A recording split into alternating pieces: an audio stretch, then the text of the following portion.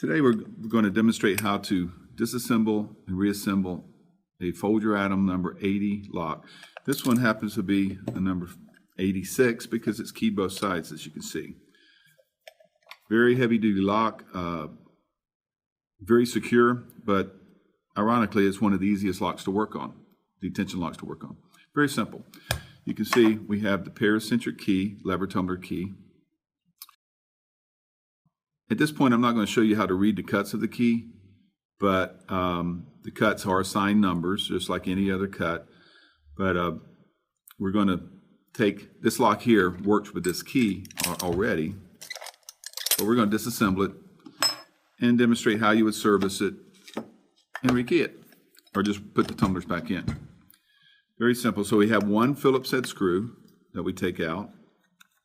We remove that. And when you do that, you set it aside, and inside the lock, you have these tumblers. There's 5 tumblers in this particular Folger Adam lock. 5 tumblers. So there's not a whole lot of moving parts in it. And there's not a whole lot of parts in it to begin with. It's just got you 5 tumblers that you remove. The deadbolt, the cylinder, and the last piece you'll see is this piece here. It's a little bushing. It's called a pressure-sensitive bushing. It's designed to, when you pushing on the door, pressure on the door, when the bolt is extended, that bolt is extended, it's designed so that the bolt would not lift up like that. So it's very important to have this. So that's all there is to this lock. There's nothing else in it. Now this one isn't lubricated or anything. We've cleaned it up. But what you would want to do is take some lubricant. You can use, there's all kind of lubricants you can use, whatever works for you. I like a synthetic grease type lubricant, and where you would put the lubricant at is on the bearing surfaces of the lock. So in other words, where the deadbolt slides back and forth. So to reassemble it, one other thing too. This is called, this piece here that's attached to the deadbolt is called the fence. And the opening in the lever tumblers here is called the gate.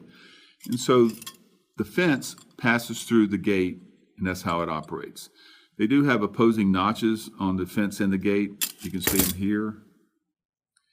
That prevents you from picking the lock. It's a very secure lock. So we put the bolt back in and take our tumblers. Now I've mixed them up, which is okay. These tumblers are numbered, as you can see.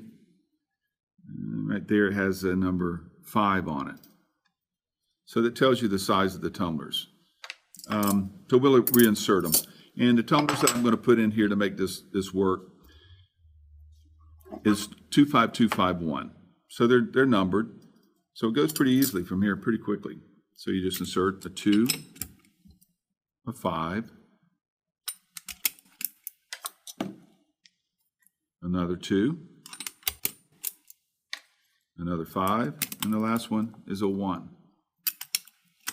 That's it. Put the cover on.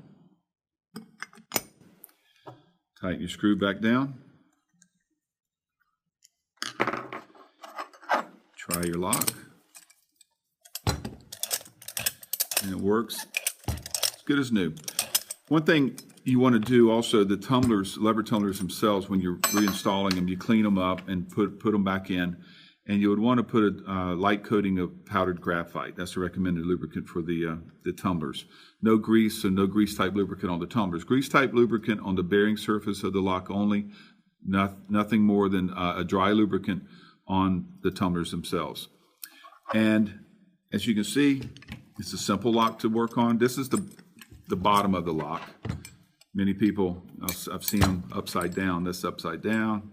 This is right side up.